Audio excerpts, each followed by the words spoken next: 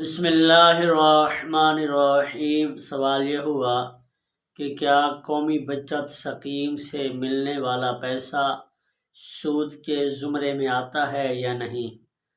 بتاتا چلوں کہ کوئی بھی پیسہ اگر آپ کسی کو بغیر تجارتی معاہدے کے، کاروباری معاہدے کے دیں تو وہ قرض کے زمرے میں آتا ہے، اور پھر قرض پر کچھ نفع وغیرہ لینا تھوڑا یا زیادہ وہ سود کہلاتا ہے۔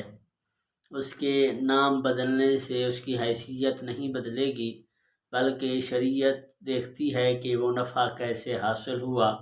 تو اگر آپ نے قرض کے طور پر کسی کو رقم دی ہے، اب اس پر کوئی تجارتی معاہدہ بھی نہیں ہے، تو اگر نفع حاصل ہو چاہے تھوڑا یا زیادہ تو وہ سود ہی کہلائے گا۔